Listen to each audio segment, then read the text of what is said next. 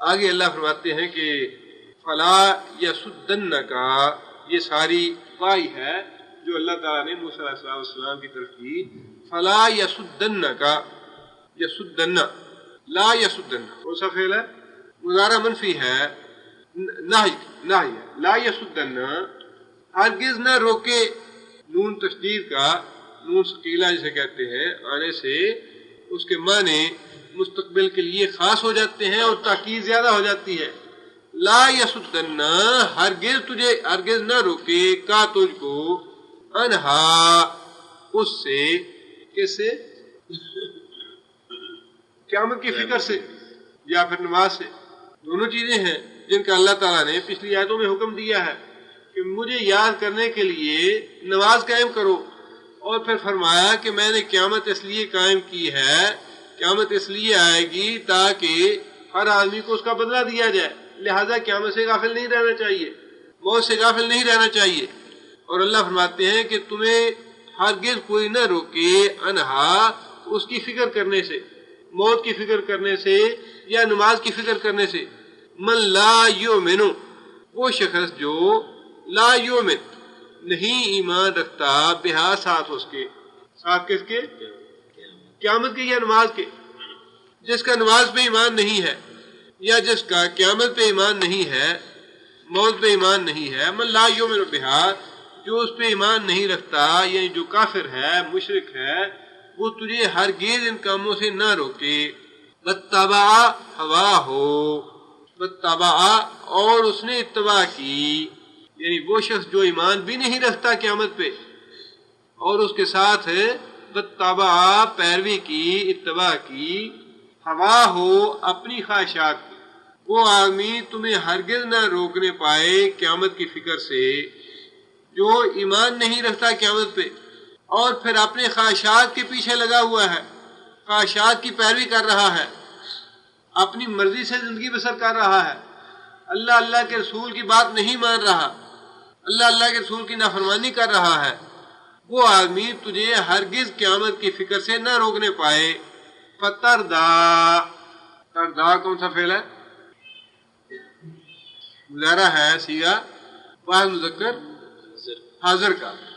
تردا رادیا، وہ ہلاک ہوا، رادیا وہ ہلاک ہوا، یردی وہ ہلاک ہوتا ہے، یردا. فتردا تو ہلاک ہو جائے گا. اگر تجھے روکنے میں کامیاب ہو جائے وہ آدمی جو قیامت پہ ایمان نہیں رکھتا اور اپنی مرضی سے زندگی بسر کر رہا ہے، کیا نتیجہ نکلے گا اس کا؟ فتردا تو ہلاک ہو جائے گا. یہ اللہ تعالیٰ کس کو فرما رہے ہیں؟ موسیٰ علیہ السلام. اگر قیامت کا خوف اور قیامت کا ڈر جو ہے وہ ذہن سے نکل جائے، اللہ تعالیٰ موسیٰ علیہ السلام کو فرما رہے ہیں کہ تو بھی ہلاک ہو جائے. قیامت کا تصور جو ہے، اللہ تعالیٰ کے حضور جواب دہی کا تصور ہی وہ ایک چیز ہے جو انسان کو سیدھے راستے پہ رکھ سکتی ہے، جو انسان کو گناہوں سے بچا سکتی ہے. جیسے انسان آخرت کے تصور سے باغی ہوتا ہے یا اس کو بھول جاتا ہے یا اس سے بے خوف ہو جاتا ہے، ویسے انسان گناہوں کی وادی میں اتر جاتا ہے، انسان گناہوں کے راستے پہ چل نکلتا ہے. لہذا فرمایا کہ کبھی بھی تجھے وہ آدمی قیامت کی فکر سے روکنے نہ پائے جو قیامت پہ ایمان نہیں رکھتا اور جو اپنی مرضی سے زندگی بسر کر رہا ہے، ورنہ تو ہلاک ہو جائے گا. آگے یہ ساری وحی جو ہے وہ چل رہی ہے، موسیٰ علیہ السلام کے ساتھ اللہ تعالیٰ کی گفتگو اور کلام ہو رہی ہے. اللہ تعالیٰ نے پوچھا وَمَا تِلْكَ بِيَمِينِكَ يَا مُوسَىٰ. ما یہاں پہ کون سا ہے؟ سوالیہ ہے. ما تِلْكَ، تِلْكَ کیا ہے؟ اسم اشارہ ہے کس کے لیے؟ مؤنث کے لیے، تثنیہ کے لیے اور جمع کے لیے اولئک، مذکر کے لیے ذالک. وما تلک، اور یہ کیا ہے؟ بیمینک، تیرے داہنے ہاتھ میں، یا موسیٰ، اے موسیٰ تیرے داہنے ہاتھ میں کیا ہے؟ قال، موسیٰ علیہ السلام نے جواب دیا، اللہ تعالیٰ نے یہ بات کیوں پوچھی؟ اللہ تعالیٰ کو علم نہیں تھا، اللہ تعالیٰ کو تو پتا تھا کہ موسیٰ علیہ السلام کے ہاتھ میں کیا ہے. پوچھنے کا مقصد یہ تھا کہ موسیٰ علیہ السلام ایک دفعہ اچھی طرح اس کو دیکھ کے اطمینان کر لیں کہ یہ واقعی سوٹی ہے میرے ہاتھ میں، ایسے نہیں ہے کہ اندھیرے میں پہلے سے ہی کوئی میرے ہاتھ میں سانپ آ گیا ہو، میں نے پکڑ لیا ہو، بلکہ فرمایا کہ اچھی طرح دیکھو تمہارے ہاتھ میں کیا ہے۔ موسیٰ علیہ السلام نے اچھی طرح اس کو ہاتھ میں پکڑا، ٹٹولا، دیکھا کہ میرے ہاتھ میں وہی چیز ہے جو پہلے میرے ہاتھ میں ہوتی تھی، لہذا جواب دیا ہی عصایا، یا اللہ یہ تو سوٹی ہے، میرا سوٹا ہے، میرا عصا ہے، اتوکا علیہا، اتوکا کون سا فعل ہے؟ اتوکا مضارع ہے، بعض کلم کا صیغہ ہے، اتوکا میں تکیہ لگاتا ہوں اس سے، اتوکا میں اس سے ٹیک لگاتا ہوں، تکیہ لگاتا ہوں، علیہا اس کے اوپر، وَأَحُشُّ بِهَا، احشو کسی نرم چیز کو حرکت دینے کو حشو کہتے ہیں، احشو بھی مضارع ہے اور واحد متکلم کا صیغہ ہے، احشو اور میں گراتا ہوں، بہا اس سے، علی غنمی اوپر اپنی بکریوں کے، بات واضح ہے، درختوں کے پتے وغیرہ کھانے کے لیے گراتا ہوں اپنی بکریوں کے اوپر، کیا گراتا ہوں؟ درختوں کے پتے، وَلِيَا اور واسطے میرے، فیہا اس عصا میں، معارب، معارب جمع ہے ماربہ کی، ماربہ کا معنی فائدہ، ماربہ، معارب فوائد ہیں، اخرى دوسرے، میرے اس عصا میں بہت سے دوسرے فائدے بھی ہیں۔ مطلب یہ کہ موسیٰ علیہ السلام نے پوری طرح اچھی طرح تسلی کر کے بڑی تفصیل سے یہ بات بتائی اللہ تعالیٰ کو کہ میرا وہی سوٹا ہے جس سے میں یہ کام لیتا ہوں، اور ظاہر ہے کہ موسیٰ علیہ السلام کو اللہ تعالیٰ سے گفتگو کرتے ہوئے جو لذت حاصل ہو رہی تھی اور جو سرور حاصل ہو رہا تھا، اس کو بھی موسیٰ علیہ السلام طول دینا چاہتے ہوں گے کہ میں اپنی بات اور زیادہ لمبی کروں، اللہ تعالیٰ سے اور زیادہ باتیں کرتا رہوں۔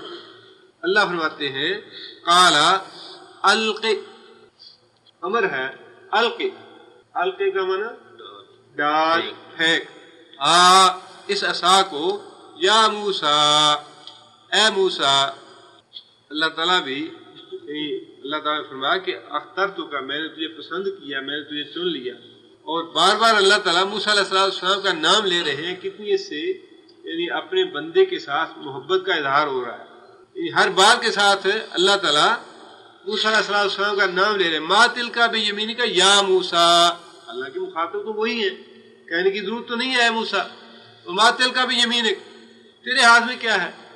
لیکن جس طرح موسیٰ علیہ السلام کو ایک لذت اور سرور حاصل ہو رہی تھی، اسی طرح اللہ تعالیٰ نے اپنے بندے کے ساتھ جو محبت اور شفقت کا اظہار تھا، وہ بار بار موسیٰ علیہ السلام کا نام لے کے اللہ فرما رہے ہیں کہ میں نے تجھے چن لیا ہے موسیٰ، تیرے ہاتھ میں کیا ہے اے موسیٰ؟ اور پھر فرمایا کہ القھا یا موسیٰ، اے موسیٰ اس کو ذرا نیچے ڈال، نیچے پھینک، فَأَلْقَهَا، القا اس نے ڈالا، ماضی کا فعل ہے، واحد مذکر غائب کا، القا موسیٰ علیہ السلام نے ڈالا، ہاں اس عصا کو، فَإِذَا پس اچانک، پس جب، ہیا یہ سوٹا، یہ عصا، حیتن سانپ تھا، تسعی ساج کرتا ہوا، بھاگتا ہوا، حرکت کرتا ہوا، حیا جو ہے یہ سانپ کے لیے قرآن مجید میں اللہ تعالیٰ نے موسیٰ علیہ السلام کے سانپ کے لیے ہی جان کا لفظ بھی استعمال فرمایا ہے، حیا کا بھی استعمال فرمایا ہے، اور ایک اور لفظ بھی استعمال فرمایا ہے۔ وہ مختلف فرق بیان کیے ہیں مفسرین نے، جان جو ہے وہ بہت ہی چھوٹا جو بڑی تیزی سے حرکت کرتا ہے اسے جان کہتے ہیں، اور حیا بہت موٹا جو اژدہا ہوتا ہے اسے حیا کہتے ہیں۔ اس میں تطبیق یہی ہے کہ عموماً اژدہا یا بڑا سانپ جو ہے وہ بڑی آہستہ حرکت کرتا ہے، لیکن جو معجزہ اللہ تعالیٰ نے دیا موسیٰ علیہ السلام کو، اس میں جو اژدہا تھا وہ بڑی تیزی سے حرکت کرنے والا تھا، لہذا اسے جان بھی کہا، حیا بھی کہا۔ فَإِذَا هِيَ حَيَّةٌ تَسْعَىٰ پس اچانک وہ सांप बन गया दौड़ता हुआ। काला, अल्लाह ताला ने इरशाद फरमाया, खुद पकड़, अमर का फेल है, इसको, वला तखफ, और खौफ न खा, सनुईदो, नुईदो, नुईदो कौन सा फेल है? मुजारा जमा मुतकल्लम का सीगा है। नुईदो हम इयादा करेंगे, हम पलटा देंगे, सनुईदो हम फौरन पलटा देंगे, हाँ उसको, सीरता अल ऊला, सीरत, सीरत का माना सूरत, शक्ल, हाँ उसकी, ऊला पहले जैसी, हम उसकी पहली शक्ल पे उसको पलटा देंगे। आप इसको पकड़ लें और हम उसको फौरन ही पहली वाली शक्ल पे पलटा देंगे। ये अल्लाह ताला ने मुइज़ा दिया मूसा अलैहिस्सलाम को, और दूसरा मुइज़ा भी दिया जिसका अल्लाह ने जिक्र फरमाया है। ये दो मुइज़े देने के बाद अल्लाह ताला ने मूसा अलैहिस्सलाम को ये हुक्म दिया कि हमने तुम्हें वाही दी, और वाही की जो हदायत थी, जो तालीमात थी, वो भी बता दी, और अब तुम्हें ये हुक्म है कि तुम मूसा फिरौन के पास जाओ, इसलिए कि वो बागी है, सरकश है, शिरक करने वाला है, लिहाजा उसे जाके हमारी तौहीद की दावत।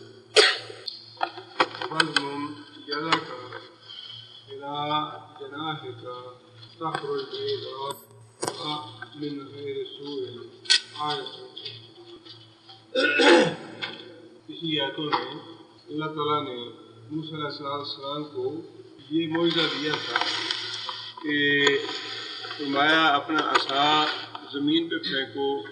मूसा अलैहिस्सलाम ने अपना असा ज़मीन पे फेंका तो वो सांप बन गया। फिर अल्लाह ताला ने हुक्म दिया कि इस असा को दोबारा पकड़ो। दोबारा पकड़ा मूसा अलैहिस्सलाम ने तो वो असा बन गया। फरमाया कि ये पहली निशानी है। अब दूसरी निशानी ये थी वज़मुम। वज़मुम क्या है? अमर है। और वज़मुम का माना ज़मीमा किसे कहते हैं? जी हाँ, किताब मुकम्मल करने के बाद अगर उसके साथ कोई और मजमून या हिस्सा मिला दिया जाए तो उसे ज़मीमा कहा जाता है। ज़मीमा इसलिए कहा जाता है कि वो किताब के साथ मिलाया गया होता है। ज़मीमा का माना है मिलाना। वज़मुम और मिला या रख, यादा का अपना हाथ, इला तरफ, जनाहे का अपने बाजू के, अपने बाजू के साथ या अपने बाजू की तरफ या अपने बाजू के नीचे अपना हाथ रख। तखरुज, कौन सा फेल है? तखरुज वाहिद मुन्नस गैर का सीगा है। तखरुज निकलेगा, हाथ, हाथ मुन्नस है इसलिए वाहिद मुन्नस का सीगा इस्तेमाल हुआ। तखरुज बैदा, निकलेगा, सफेद मुराद है चमकता हुआ। मिन गैर सू, सू का माना बुराई या तकलीफ या दुख या बीमारी मुराद है इससे। तुम्हारा हाथ चमकता हुआ निकलेगा बगैर किसी तकलीफ के, बगैर किसी बीमारी के, बगैर किसी दुख के। आयतन उखरा, ये है निशानी दूसरी। पहली निशानी असा की होगी, निशानी से मुराद यहाँ पे मोइज़ा है।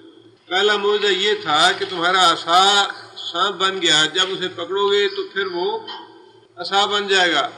और दूसरी निशानी ये है कि अपने हाथ को जब तुम अपने बाजू के नीचे रखोगे और उसको निकालोगे तो वो इस तरह चमकता हुआ निकलेगा जैसा सूरज चमक रहा है। और जब दोबारा तुम उसको अपने बाजू में दोगे तो फिर अपनी ऐसी हालत पे वापस आ जाएगा।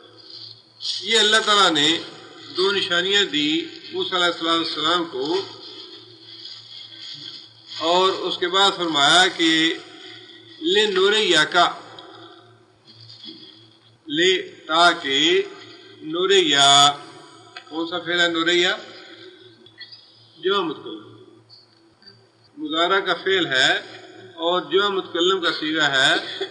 ले नूरैया, ताकि हम दिखाएं, का तुझको, मिन आयातना, अपनी निशानियों में से, कुबरा बड़ी, मतलब ये कि हम आपको नबूवत दे रहे हैं। नबूवत अता करने के बाद हम आपको बहुत बड़ी बड़ी निशानियां अपनी दिखाना चाहते हैं। आगे अल्लाह फरमाते हैं कि اذهب الى فرعون. اذهب کون سا فعل ہے؟ اذهب امر ہے. اذهب تو جا الى فرعون طرف فرعون کی. انہ طغى انہ بے شک وہ طغى کون سا فعل ہے؟ طغى فعل ماضی ہے واحد مذکر غائب کا صیغہ ہے. طغى طغیانی کسے کہتے ہیں؟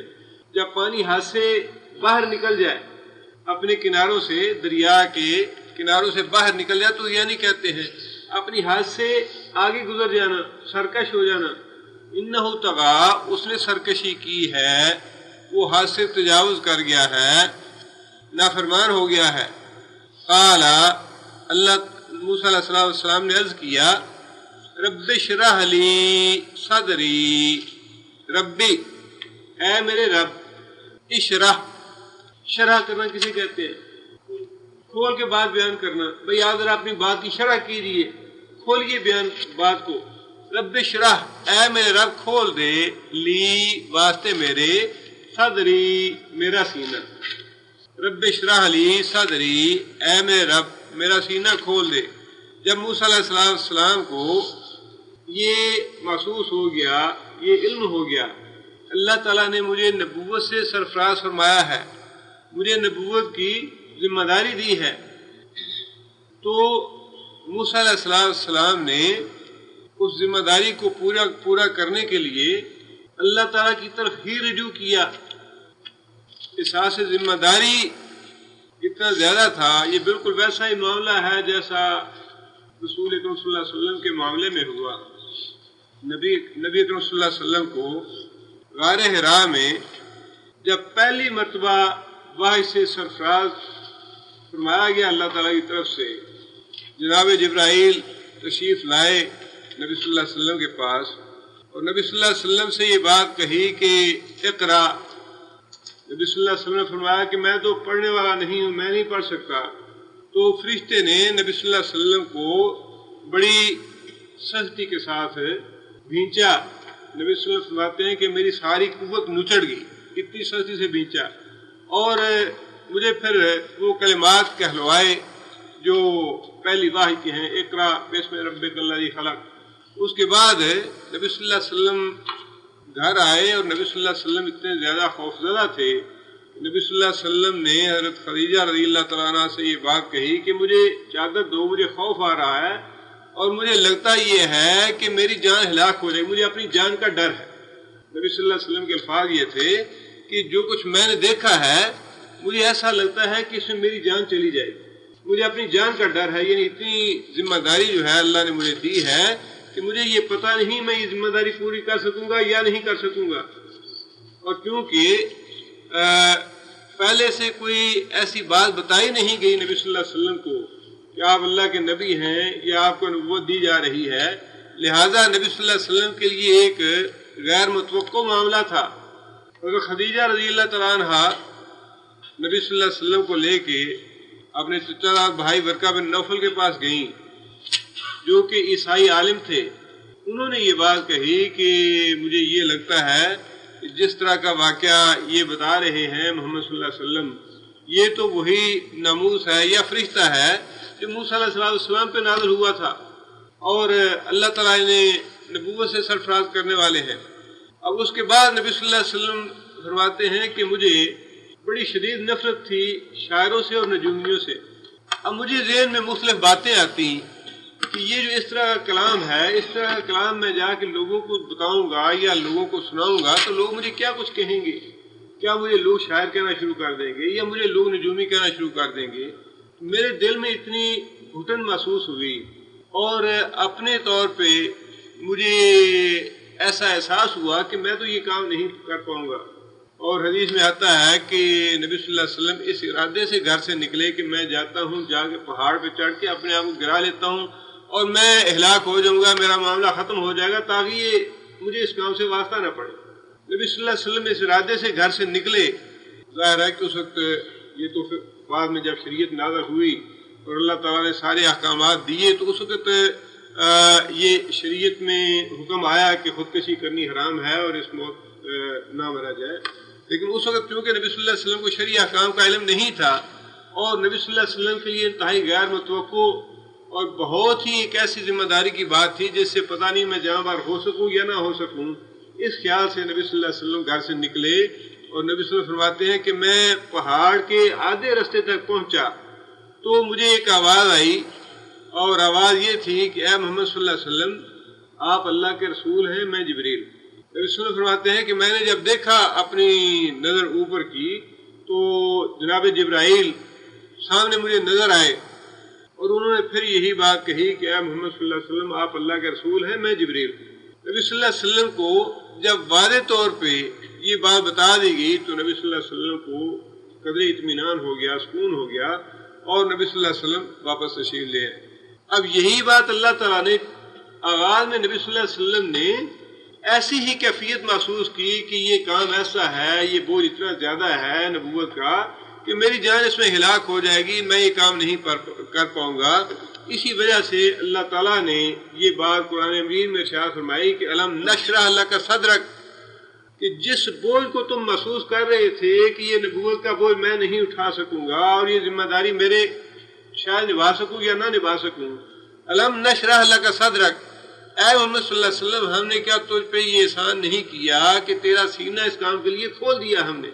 شرح سے مراد دو چیزیں ہیں، ایک تو یہ اطمینان اور یقین ہو جانا کہ واقعی جو کام اللہ نے مجھے دیا ہے یہ کام اللہ تعالیٰ مجھے کرنے کی ہمت اور توفیق بھی دیں گے اور میں یہ کام انشاءاللہ کر پاؤں۔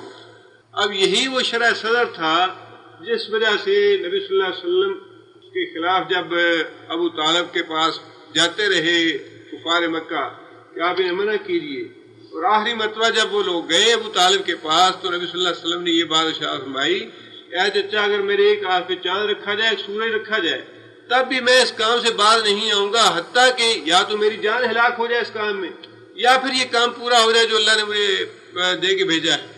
اور یہ بات کہنی جو ہے آج ہم تاریخ میں باتیں پڑھتے چلے آ رہے ہیں، اس لیے ہمیں اس کی اہمیت کا کوئی اندازہ نہیں ہوتا کہ نبی صلی اللہ علیہ وسلم نے کتنی بڑی بات کہی ہے اور کتنا اللہ تعالیٰ نے شرح صدر عطا فرما دیا تھا نبی صلی اللہ علیہ وسلم کو۔ ورنہ آج ہمارے پاس کوئی 50-60 ہزار ریال ہو، ہم نے کسی کاروبار میں لگانا ہو 100 دفعہ سوچتے ہیں پھر لگائیں یا نہ لگائیں، پتہ نہیں ڈوب ہی جائے کیا بنے کل کو، مستقبل کا ظاہر ہے کسی کو پتہ نہیں ہوتا۔ اب اتنے بڑے کام کے بارے میں یہ شرح صدر ہو جانا کہ جس کام کے لیے اللہ نے مجھے بھیجا ہے یہ میں ضرور کر کے رہوں گا، یہ ضرور پورا ہو کے رہنا ہے، خواہ یہ میرے ایک آنکھ پہ چاند رکھیں، ایک آنکھ پہ سورج رکھیں اور مجھے روکیں اس کام سے کہ باہر آؤ اس کام سے، یہ کام تم نے۔ اب کفار مکہ یہی تو چاہ رہے تھے کہ روکے نبی صلی اللہ علیہ وسلم کو اس کام سے کہ یہ کام نہ کرو۔ اب نبی صلی اللہ علیہ وسلم فرمایا کہ نہیں میں تو یہ کام کر کے رہوں گا، خواہ تم اس حد تک مجھے منع کرو کہ ایک آنکھ پہ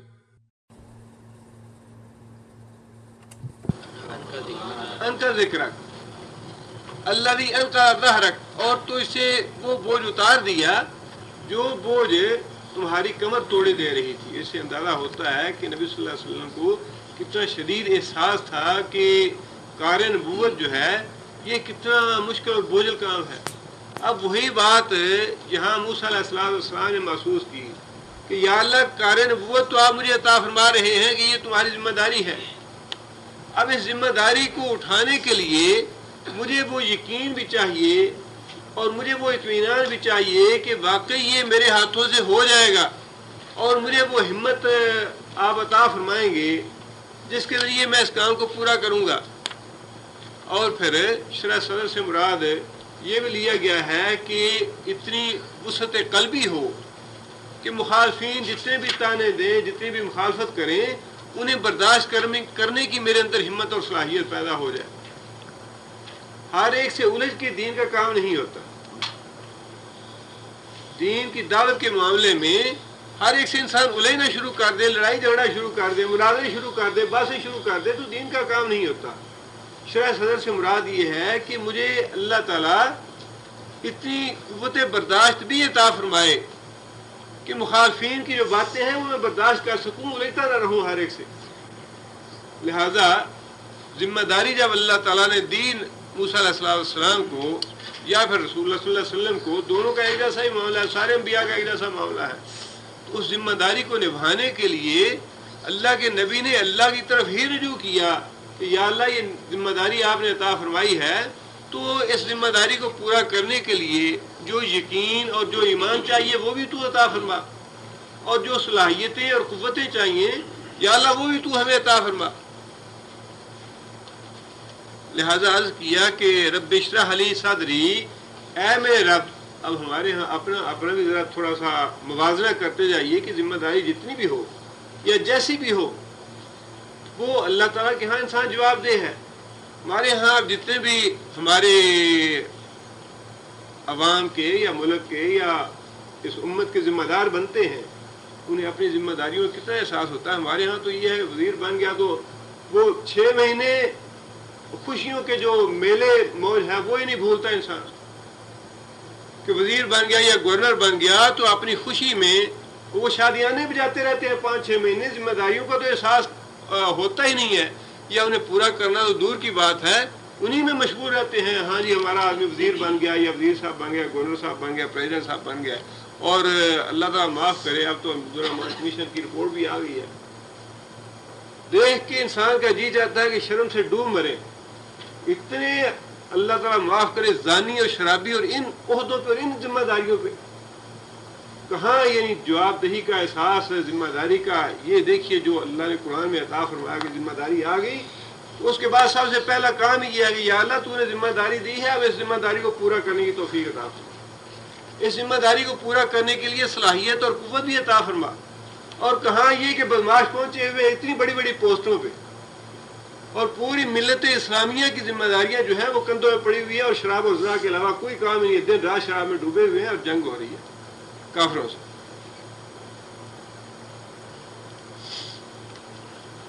قرآن کے قریب کوئی جاتا ہی نہیں ہے، اللہ کے رسول کی کوئی بات سنتا ہی نہیں ہے، کوئی شرم نہیں ہے، کوئی حیا نہیں ہے، نماز روزہ ہے ہی نہیں.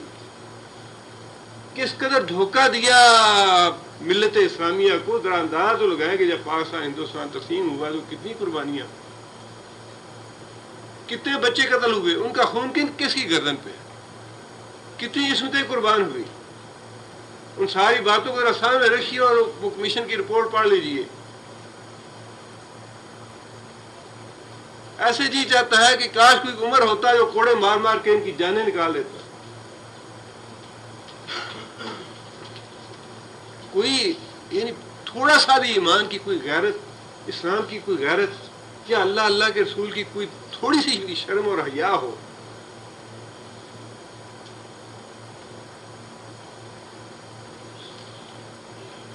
ذمہ داری یہ انشاءاللہ پوچھا جائے. ایسے تو نہیں ہے کہ یہ سارے ملت اسلامیہ کو تباہ اور برباد کر کے تو اب مر گیا، کھا گیا اور ختم ہو گیا. قیامت کے دن انشاءاللہ ان کا دامن ہوگا، ہمارا ہاتھ ہوگا. اور جتنی بھی جانیں ضائع ہوئی ہیں، جنہوں نے قربانیاں دی ہیں پاکستان بننے میں، اور جنہوں نے یہ کہا تھا کہ بھئی پاکستان کا مطلب کیا لا الہ الا اللہ، ان کو کھڑا کیا جائے گا کٹہرے میں کہ تم ہو وہ لوگ جنہوں نے کہا تھا لا الہ ہوگا پاکستان میں. اور کیا کیا تم نے 25 سال بعد یا 50 سال بعد؟ اس میں سب سے زیادہ رسوائی اور سب سے زیادہ ذلت جو ہے پاکستان کے مسلمانوں کو ان لوگوں کی وجہ سے اٹھانی پڑی. کتنی تاریخ میں کوئی مثال نہیں کہ اتنے فوجیوں نے یا سپاہیوں نے اس طرح ہتھیار ڈال دیا. اتنی بڑی بڑی ذمہ داریاں اور کوئی اللہ کے سامنے جواب دہی کا احساس ہی نہیں ہے.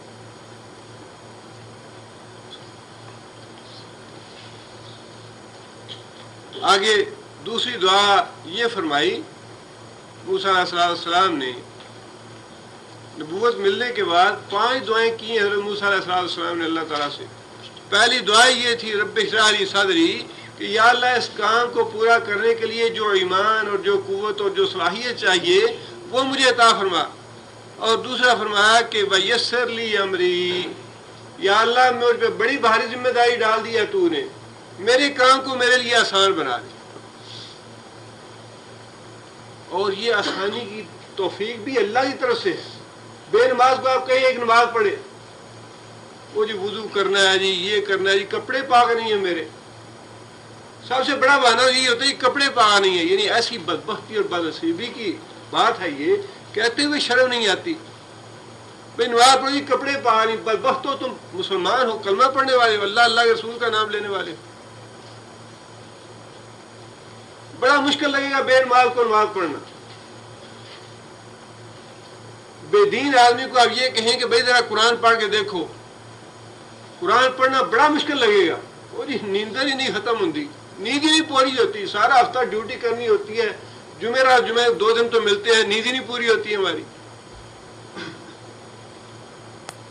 یہ جو نیکی کا سہل ہو جانا ہے، جو تہجد پڑھتا ہے اللہ تعالیٰ اس کے لیے تہجد پڑھنی آسان بنا دیتے ہیں، تب وہ پڑھتا ہے اللہ کی توفیق سے، اور جس کے لیے اللہ کی توفیق نہیں اس کے لیے تو فجر کی 2 رکعتیں پڑھنی جو ہے وہ بڑی گراں ہے۔ اللہ کے رسول نے یہی بات فرمائی نا کہ منافق کے لیے فجر کی اور عشاء کی نماز بڑی گراں ہے، بڑی مشکل ہے پڑھنی۔ 2 حرف سیکھنے قرآن کے یہ بڑے مشکل لگتے ہیں انسان کو، نماز پڑھنی بڑی مشکل ہے، جیب سے کوئی صدقہ خیرات کرنا بڑا گراں گزرتا ہے۔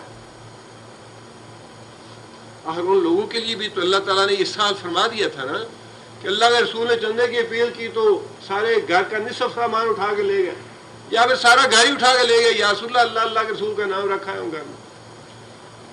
یہ ہے رب اشرح لی صدری ویسر لی امری، یا اللہ میرا کام میرے لیے آسان بنا۔ یہ اللہ تعالیٰ سے ہمیں بھی دعا کرنی چاہیے، یا اللہ نیکی کو ہمارے لیے آسان بنا۔ نیک کام کرنے جب اللہ آسان بنا دیتا ہے تو انسان کے لیے کوئی کام مشکل نہیں ہوتا۔ صدقہ خیرات کرتے وقت بھی انسان کے دل کو ایسے تنگی یا گرانی نہیں ہوتی کہ میں اتنا مال نکال رہا ہوں۔ یہ اس وقت ہوتا ہے جب اللہ کا عذاب ہو انسان پہ، اللہ کی طرف سے سزا ہو انسان کو، کہ اللہ کی راہ میں انسان خرچ کرنے سے دل دکھے اور دل کڑے انسان کا کہ کیوں نکالوں میں یہ پیسہ۔ لہذا موسیٰ علیہ السلام نے اللہ تعالیٰ سے گزارش کی، یہ سر لی امری، یا اللہ یہ کار نبوت میرے لیے آسان فرما دے۔ یہ خاص طور پہ جو لوگ دین کی دعوت کا کام کرنا چاہتے ہیں بڑی اہم دعائیں ہیں ان کے لیے، اور بڑے سبق ہیں اس میں۔ آگے عرض کی واحلل عقدۃ من لسانی، واحلل کون سا فعل ہے؟ واحلل، واو الگ ہے، احلل امر ہے، حلال کر دینا۔ حلال ہو جانا کسے کہتے ہیں؟ احرام باندھا ہو تو کہتے ہیں بھئی حلال ہو گیا، کیا مطلب؟ احرام کی پابندیاں کھول گئی، ختم ہو گئی۔ واحلل کھول دے، امر ہے واحلل کھول دے، عقدۃ، عقدہ، عقد کسے کہتے ہیں؟ گرہ کو۔ واحلل کھول دے، گرہ، من لسانی، میری زبان سے، میری زبان کی گرہ کو کھول دے۔ اس آیت کی تفسیر میں مفسرین نے بہت سی باتیں لکھی ہیں، لیکن ساری باتیں ان کا حدیث سے ثبوت نہیں ہے، اسرائیلیات سے یا دوسری کتابوں سے واقعات لیے گئے ہیں، لیکن لگتا یہ ہے کہ ان کی شاید کوئی اصل یا حقیقت نہیں ہے۔ واللہ عالم بالصواب۔ موسیٰ علیہ السلام فرعون کے پاس تھے، تو ایک دفعہ موسیٰ علیہ السلام نے اس کی داڑھی کھینچی، یا بعض روایتوں میں یہ ہے کہ اس کا جواہر، ہیرے جواہر والا تاج تھا وہ اپنے سر پہ پہن لیا، یا کچھ اس طرح کی باتیں۔ تو فرعون کو یہ بات بہت ناگوار گزری، اس نے کہا کہ ممکن ہے یہی بچہ ہو جو بڑا ہو کے میری حکومت چھین لے، تو اس نے اس کو قتل کرنا چاہا۔ فرعون کی بیوی جو تھی حضرت آسیہ، انہوں نے کہا کہ بھئی بچہ ہے، غلطی ہو گئی ہے، تو خود ہی ایک تجویز دی کہ اس کے سامنے ہیرے جواہرات رکھے جائیں اور آگ کے انگارے رکھے جائیں۔ اگر اس نے ہیرے جواہرات کو پکڑا تو سمجھیں گے کہ اس نے عمدن کیا ہے، اور اگر آگ کو ہاتھ ڈالا تو اس کا مطلب یہ ہے کہ اس کی بچپن کی حرکت ہے۔ تو دونوں چیزیں رکھی گئیں۔ موسیٰ علیہ السلام جواہرات کو پکڑنے لگے تو جناب جبرائیل آئے، انہوں نے ہاتھ پکڑ کے آگ کی طرف کر دیا۔ اور آگ کا انگارہ سخت لگا تو موسیٰ علیہ السلام نے منہ میں ڈال لیا اور نفرت اس وجہ سے زبان جل گئی اور موسیٰ علیہ السلام کی زبان میں نفرت آ گئی. یہ واقعہ لکھا ہے، لیکن لگتا یہی ہے کہ یہ محض اسرائیلیات میں سے ہے، اس کی حقیقت سے تعلق نہیں ہے. اللہ علیہ وسلم یہ واحلل عقدۃ من لسانی، سیدھا سادہ مفہوم تو یہی اس کا لگتا ہے کہ یا اللہ میری زبان میں فصاحت اور بلاغت پیدا کر. اور یہ الفاظ دوسری جگہ شاید سورہ قصص میں اللہ تعالیٰ نے خود ہی نقل کیے ہیں موسیٰ علیہ السلام کے کہ میرا بھائی جو ہے ہوا افصح منی لسانی، یا کچھ ایسے الفاظ ہیں کہ میرا بھائی جو ہے وہ میرے مقابلے میں فصاحت اور بلاغت میں اس کی زبان زیادہ تیز ہے، لہذا کار نبوت ان کو دے دیجیے. اللہ تعالیٰ نے جو طے کیا تھا موسیٰ علیہ السلام کو دینا ہے، موسیٰ علیہ السلام کو ہی دی. لیکن اس سے پتہ یہ چلتا ہے کہ موسیٰ علیہ السلام کی اس دعا کا مطلب یہی تھا کہ یا اللہ مجھے فصاحت اور بلاغت عطا فرما اسی طرح کی جس طرح کی تو نے میرے بھائی ہارون کو عطا فرمائی. یعنی ایک دعا جس طرح باقی دعائیں تھیں موسیٰ علیہ السلام کی، رب اشرح لی صدری، مجھے یقین عطا فرما اور مجھے وہ قوت اور صلاحیت عطا فرما جو نبوت کو پورا کرنے کے لیے ہونی چاہیے. میرے اس کار نبوت کو میرے لیے آسان بنا اور میرے ذہن سے جو بوجھ ہے وہ اتار دے. اور اسی طرح یہ دعا بھی مانگی کہ یا اللہ لوگوں کو جا کے دعوت دینی ہے، درس دینا ہے، تبلیغ کرنی ہے، تقریر کرنی ہے، خطاب کرنا ہے، تو مجھے زبان کی قوت، طلاقت لسانی جو ہے وہ بھی عطا فرما، لوگوں کو میں بات اچھے طریقے سے سمجھا سکوں، لوگوں کے بات میں دل کے اندر بات ذہن نشین ہو سکے، ذہن میں بات ذہن نشین ہو سکے، دل کے اندر اتر سکے. اس طرح کی مجھے قوت اور صلاحیت، فصاحت اور بلاغت عطا فرما. یہ اسی طرح کی ایک دعا ہے جس طرح کی وہ دعا ہے. آگے موسیٰ علیہ السلام نے عرض کیا یفقہوا قولی، یعنی یہ دعا میں اس لیے کر رہا ہوں تاکہ لوگ میری بات آسانی سے سمجھ پائیں. یفقہوا کون سا فعل ہے؟ یفقہوا مضارع ہے اور جمع مذکر غائب کا صیغہ ہے، تاکہ فقہ کا معنی سمجھنا. یفقہوا وہ لوگ سمجھیں قولی میری بات کو، مجھے اتنی فصاحت اور بلاغت عطا فرما کہ لوگ آسانی سے میری بات کو سمجھ سکیں کہ میں کیا کہنا چاہتا ہوں.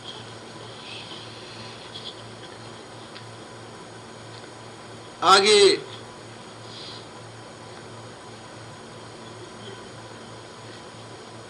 چوتھی دعا یہ کہ موسیٰ علیہ السلام نے وَاجْعَل لِّي وَزِيرًا مِّنْ أَهْلِي، وَاجْعَل اور تو کر، لی واسطے میرے، وزیرن وزیر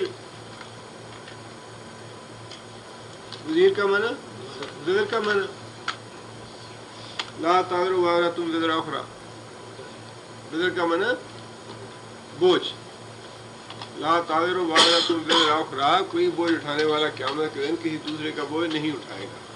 وزیر کا معنی بوجھ اٹھانے والا. وَاجْعَل لِّي وَزِيرًا اور کر واسطے میرے ایک وزیر، من اہلی میرے اہل سے، میرے گھر والوں سے، مجھے ایک مددگار دے جو کہ میرے گھر والوں سے ہو. دین کی دعوت کے معاملے میں جتنی ایک بات تو یہ ہے کہ نصرت کی ضرورت انسان کو پڑتی ہے، مدد کی ضرورت پڑتی ہے، اس کے معاون ہونے چاہیے. من انصاری اللہ، عیسیٰ علیہ السلام نے بھی انصار مانگے تھے کہ بھئی تم لوگوں میں سے کون ہیں جو دین کے معاملے میں میری مدد کریں. رسول اللہ صلی اللہ علیہ وسلم نے بھی اپنے انصار پیدا فرمائے، حضرت ابوبکر صدیق رضی اللہ تعالیٰ عنہ، حضرت عمر رضی اللہ تعالیٰ عنہ. یہ نبی صلی اللہ علیہ وسلم فرمایا کرتے تھے کہ ایک میرا دایاں بازو ہے، ایک میرا بایاں بازو ہے. اسی طرح موسیٰ علیہ السلام نے بھی خود اللہ تعالیٰ سے یہ دعا فرمائی کہ یا اللہ میرے اہل میں سے مجھے مددگار دے. اہل سے خاص طور پہ اس لیے درخواست کی کہ اپنے اہل و عیال میں سے جتنے مخلص افراد مل سکتے ہیں اور جتنے مزاج شناس لوگ مل سکتے ہیں باہر سے نہیں مل سکتے. جتنا بھائی کا مزاج شناس ہو سکتا ہے، اس کے اخلاق سے، اس کی عادات سے، اس کے اطوار سے واقف ہو سکتا ہے، اتنا کوئی دوسرا نہیں ہو سکتا. لہذا خاص طور پہ یہ بات عرض کی کہ یا اللہ میرے اہل سے مجھے ایک مددگار بھی دے تاکہ میں اس بوجھ کو اٹھا سکوں اور اس کام کو پورا کر سکوں. ہارون آخی وضاحت کے ساتھ نام بھی لے دیا کہ میرا بھائی ہارون اسے میرا وزیر بنا دے. اشدد بہی ادری، اشدد شدت سے ہے، مضبوط کرنا. اشدد بہی ادری، مضبوط کر دے بہی ساتھ اس کے، ادری ادر کسے کہتے ہیں؟ ازار بند استعمال ہوتا ہے نا، ازار کمر کو باندھنے والا. ادری میری کمر مضبوط کر دے اس کے تعاون سے میری کمر کو، یعنی اس کے ملنے سے مجھے اور زیادہ تقویت مل جائے گی، میں زیادہ مضبوط ہو جاؤں گا. وَأَشْرِكْ ہو فی امری، اشرک اور شریک کر دے ہو اس کو، فی امری میرے کام میں، اور میرے کام میں اس کو شریک کر دے. یہ موسیٰ علیہ السلام نے ایک تو یہ دعا کی کہ یا اللہ اس کو میرا مددگار بنا، اور پھر بعد میں یہ دعا بھی کر دی کہ اشرک ہو فی امری، میرے معاملے میں، میرے کام میں اس کو میرا شریک بنا دے. کام کون سا تھا؟ نبوت کا. اب موسیٰ علیہ السلام کو اللہ تعالیٰ نے نبوت عطا فرمائی، لیکن موسیٰ علیہ السلام کو یہ اختیار اللہ نے نہیں دیا کہ تم اپنی نبوت میں اپنے بھائی کو شریک کر لو. نبوت کا حصہ دینے کے لیے اختیار نہیں دیا اللہ تعالیٰ نے موسیٰ علیہ السلام کو، نہ ہی کسی نبی کو بھی. وہ اختیار اللہ کے پاس ہی ہے کہ اللہ جسے چاہے گا نبوت دے گا. لہذا اللہ سے دعا فرمائی کہ یا اللہ میری نبوت میں اس کو بھی شریک کر دے. مسلمہ کذاب نے نبی صلی اللہ علیہ وسلم کے پاس آدمی بھیجا کہ میں بھی اللہ کی طرف سے نبی ہوں اور اپنی نبوت میں مجھے بھی شریک کرو. تو نبی صلی اللہ علیہ وسلم نے زمین سے تنکا پکڑا اور فرمایا کہ اگر کوئی آدمی مجھ سے اس تنکے کے برابر مانگے اس نبوت سے تو میں وہ بھی نہیں دوں گا. یہ تو اللہ کی طرف سے ہے، میرے اختیار میں نہیں ہے کہ میں کسی کو بانٹتا پھروں. اللہ تعالیٰ نے نبوت تو عطا فرمائی موسیٰ علیہ السلام کو، لیکن اختیار اپنے پاس ہی ہے کہ نبوت میں جسے چاہوں گا دوں گا. لہٰذا پھر دعا موسیٰ علیہ السلام نے اللہ تعالیٰ سے ہی کی کہ یا اللہ اس کو بھی نبوت میں شامل کر دے. اللہ تعالیٰ نے ہارون علیہ السلام کو موسیٰ علیہ السلام کی دعا کے نتیجے میں وزیر بھی بنا دیا اور نبوت میں حصہ دار بھی بنا دیا. ہارون علیہ السلام کو نبی بھی بنایا اللہ تعالیٰ. اللہ تعالیٰ فرماتے ہیں موسیٰ علیہ السلام نے اپنی دعا کے ساتھ ہی یہ بات عرض کی کہ نسبحک، کہ تاکہ نسبح ہو. کون سا فعل ہے نسبح ہو؟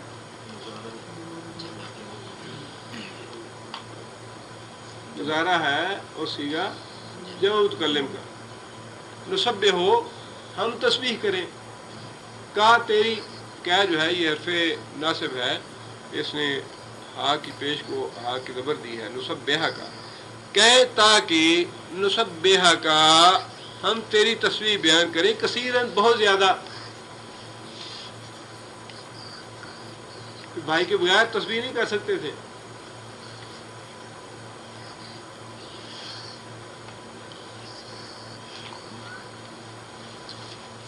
ہے نا، اس کی وجہ کیا بتائی موسیٰ علیہ السلام نے کہ یا اللہ تو اس کو میرا وزیر بنا، میرا مددگار بنا اور اس کو میرے کام میں شریک کر.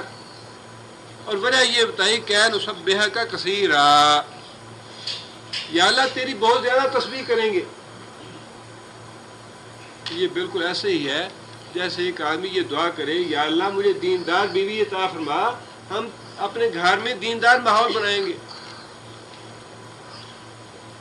اور اگر بے دین بیوی آ جائے گی، ساتھی بے دین ہوگا، تو پھر انسان چاہے گا بھی میں اللہ کی تسبیح کروں، گھر میں ماحول اچھا بناؤں، دینداری بناؤں، وہ کچھ نہیں کر پائے گا جتنا دیندار بیوی کے ہوتے ہوئے کر پائے گا. دونوں ہم مزاج ہوں گے، دونوں نبوت کے کام میں شریک ہوں گے، دونوں کا مشن ایک ہی ہوگا، تو ظاہر ہے ایک اور ایک 2 11 بن جائیں گے. اس سے طاقت ملے گی، قوت ملے گی. جو کام ایک نے کرنا ہے وہ دونوں مل کے کریں گے. کہ نسبحک کثیرا، ایسا ماحول ہمیں مل جائے گا کہ ہم کثرت کے ساتھ تیری تسبیح اور حمد بیان کریں گے، تیری توحید کی دعوت کثرت کے ساتھ دے سکیں گے. وَنَذْكُرَكَ كَثِيرًا، کثرت کے ساتھ تجھے یاد کریں گے، ذکر کریں گے. اور ذکر سے مراد بعد اللہ اللہ کرنا نہیں ہے، ذکر سے مراد اللہ کی نماز پڑھنا، اللہ کی اطاعت کرنا. نبی صلی اللہ علیہ وسلم کے الفاظ مبارک ہیں، من اطاع اللہ فقد ذکر اللہ، جس نے اللہ کی اطاعت کی اس نے گویا اللہ کا ذکر کیا، اللہ کو یاد کیا. نماز بھی اللہ کا ذکر ہے، قرآن بھی اللہ کا ذکر ہے، اللہ کی اطاعت بھی اللہ کا ذکر ہے. یا اللہ ہم تیری کثرت کے ساتھ تسبیح بیان کریں گے اور کثرت کے ساتھ تیرا ذکر بھی کریں گے. انکا کنتا بنا بصیرا، انکا بے شک تو کنتا تھا بنا ساتھ ہمارے بصیرن دیکھنے والا، نگران. بے شک جی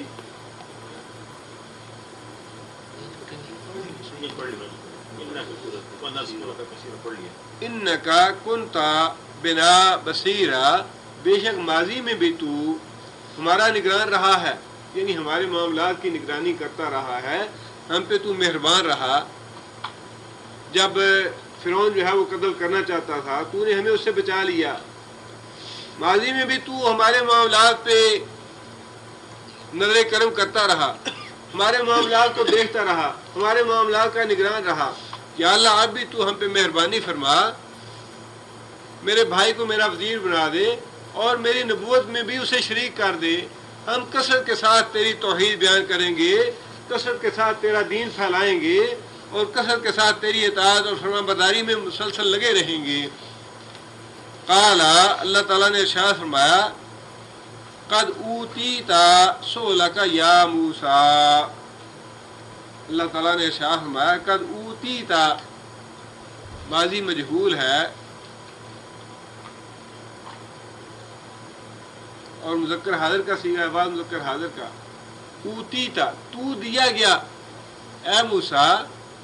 قالا، اللہ نے ارشاد فرمایا قد اوتیت تو دیا گیا سؤلک اپنا سوال، یا موسیٰ اے موسیٰ، اے موسیٰ تو نے جو بھی مانگا میں نے دے دیا. جو تیرا مطالبہ تھا، جو تیری بات تھی، جو تیری تمنا تھی، جو تیرا سوال تھا، میں نے سارے پورے کر دیے. سینہ بھی کھول دیا موسیٰ علیہ السلام کا فرعون کے سامنے ڈٹ جانے کے لیے. ویسے قرآن مجید کے واقعات ہیں، باپ دادا سے سنتے چلے آ رہے ہیں، پڑھتے چلے آ رہے ہیں، کوئی بڑی بات معلوم نہیں ہوتی. لیکن ذرا انداز لگا لیجیے آپ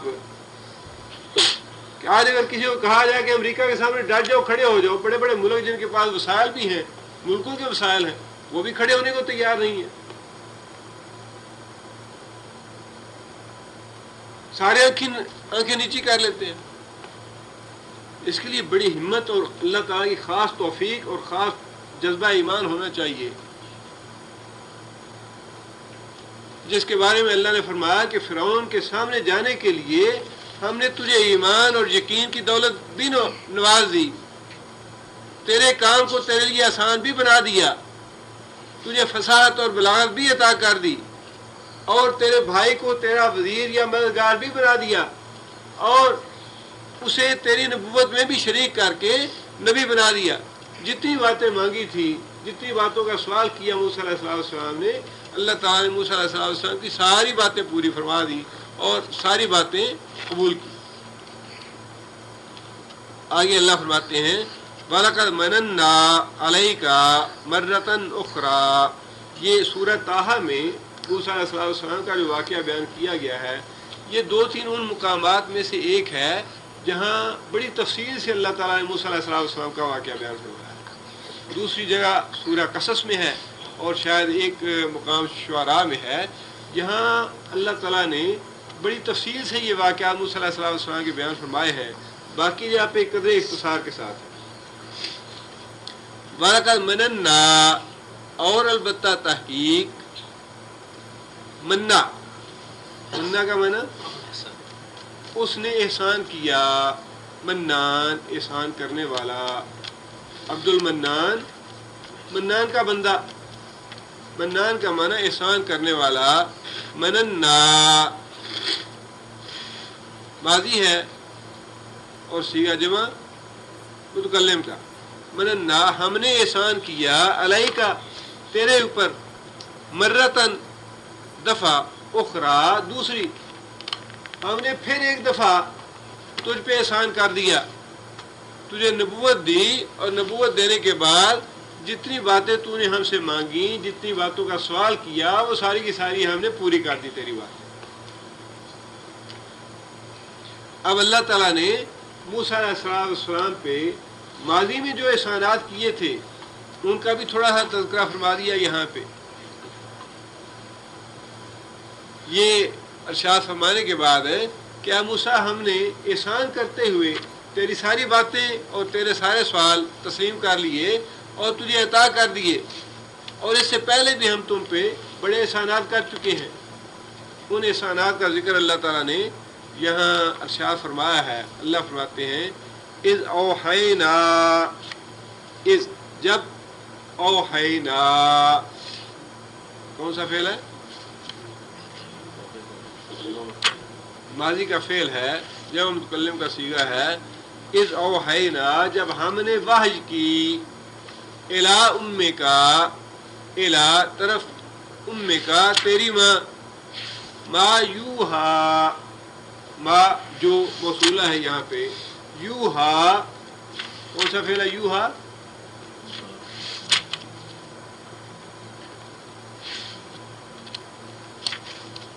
جو بھی وحی کی گئی، مضارع کا فعل ہے، ما یوہا اذ اوحینا جب ہم نے وحی کی، الی امکا تیری ماں کی طرف، ما یوہا جو بھی وحی کی، یعنی جو بھی ہم نے وحی کرنی تھی تیری ماں کی طرف وہ ہم نے وحی کی۔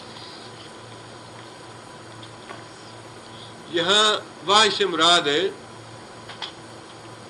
کوئی بات دل میں ڈال دینا، کسی بات کا اشارہ کرنا یا الہام کرنا، یہ مفہوم ہے اس کا۔ یہ ضروری نہیں ہے کہ وحی کے لیے اللہ تعالیٰ فرشتہ ہی بھیجے، اور بعض اوقات فرشتہ بھی بھیجیں تب بھی اس سے نبوت ثابت نہیں ہوتی۔ اگر اللہ تعالیٰ کسی کو اپنا پیغام دینے کے لیے فرشتہ بھی بھیج دے تب بھی نبوت اس سے ثابت نہیں ہوتی ہے۔ تو موٹی سی بات یہ ہے کہ اللہ تعالیٰ نے عورتوں کو نبوت دی نہیں۔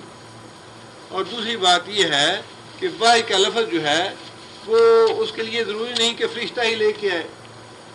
کسی کے دل میں بات ڈال دینا، کسی کو کسی بات کا اشارہ کر دینا یا بات القاء کر دینا، یہ سارے وحی کے معنوں میں شامل ہیں۔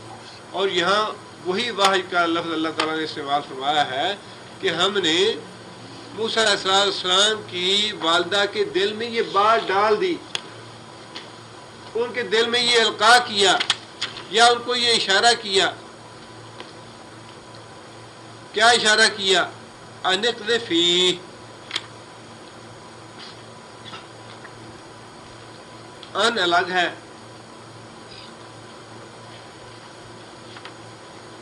اقذف قذف کا معنی کیا ہے؟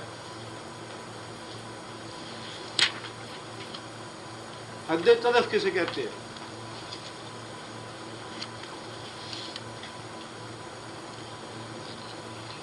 جی کسی خاتون پہ ناجائز تہمت لگا دی جائے تو اس کے لیے شریعت نے حد رکھی ہے کہ جب یہ بات ثابت ہو جائے کہ اس نے بلا سوچے سمجھے یا بلا ثبوت کسی پہ تہمت لگائی ہے، کسی باغ خاتون پہ، 80 کوڑے کی شریعت نے سزا رکھی ہے کہ اس آدمی کو 80 کوڑے مارے جائیں۔ اسے حد قذف کہا جاتا ہے کہ بے سوچے سمجھے بلا ثبوت کوئی بات پھینک دینی، الزام لگا دینا، تہمت لگا دینی۔ قذف کا معنی پھینک دینا، ڈال دینا۔ اقذف کیا ہوگا؟ یہ کون سا فعل ہے؟ اقذف امر ہے۔ اقذف کا معنی ڈال دے، اقذف کا معنی ڈال دے۔ مؤنث کے لیے کیا آئے گا؟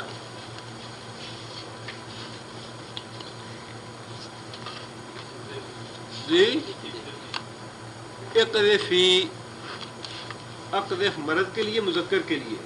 مؤنث کے لیے آگے یہ لگ جائے گی قل۔ کیا معنی قل؟ کہہ۔ اور مؤنث کے لیے قلی، تو کہہ، عورت کے لیے۔ آگے یہ لگ جائے گی امر کے لیے مؤنث کے صیغے میں۔ بالکل وہی ہے اقذفی۔ ہم نے اس کی والدہ کو یہ بات کہی ان یہ کہ اقذفی ڈال دے، ہی اس کو، ہی کی ضمیر موسیٰ علیہ السلام کے لیے، فی التابوت صندوق میں۔ آگے پھر وہی لفظ ہے اقذفی، فا الگ ہے، فا پس اقذفی ڈال دے، ہی اس کو، اس تابوت کو، یا پھر موسیٰ علیہ السلام بھی ہو سکتے ہیں۔ موسیٰ علیہ السلام تابوت میں تھے، فی الیم میں، سمندر میں۔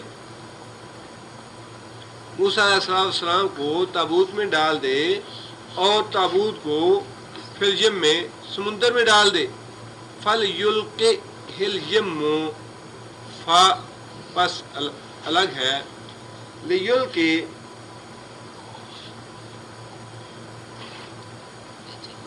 لام امر کا بھی ہو سکتا ہے، تاکید کا بھی ہو سکتا ہے۔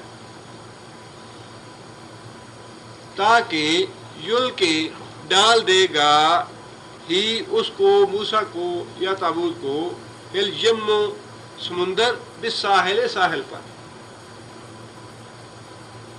تابوت کو تم سمندر میں ڈالو اور سمندر ڈال دے گا اس صندوق کو ساحل پر۔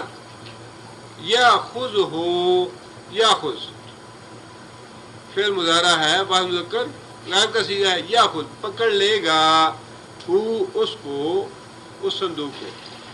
عدوٌ دشمن، لی واسطے میرے، جو میرا دشمن ہے، وعدوٌ لہ اور دشمن جو واسطے اس کے، موسیٰ علیہ السلام کے، جو موسیٰ علیہ السلام کو قتل کرنا چاہتا تھا، جو بچوں کا دشمن ہے، اس کا بھی دشمن ہے۔ اللہ کا دشمن تو اس لیے کہ کافر ہے، اور موسیٰ علیہ السلام کا دشمن اس لیے کہ بچوں کو قتل کر رہا ہے۔ میرا بھی دشمن اور اس بچے کا بھی دشمن ہے، یا خود ہو پکڑ لے گا اس کو۔ قرآن مجید نے اس کی تفصیل نہیں بتائی کہ اس بچے کو فرعون کے محل کے قریب کیسے پکڑا گیا۔ اسرائیلیات سے بہت سی تفصیلات اور روایات ملتی ہیں، لیکن مستند بات وہی ہے جتنی قرآن مجید نے ہمیں بتا دی، اور جتنی قرآن مجید نے بتائی ہے اس سے زیادہ کی ضرورت بھی نہیں۔ جتنی قرآن مجید نے بات بتا دی، ضرورت بھی اتنی ہی بات کی ہے۔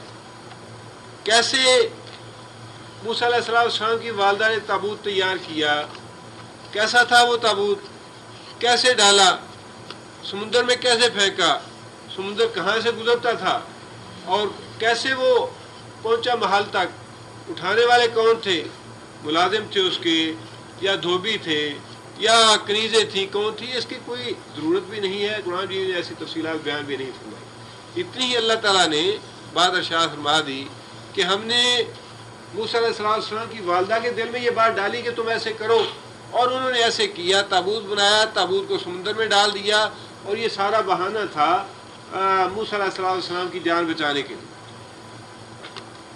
کیونکہ فرعون نے یہ اعلان کر رکھا تھا کہ جتنے بھی لڑکے پیدا ہوں ان کو قتل کر دیا جائے اور لڑکیاں جو ہیں انہیں زندہ رکھا جائے.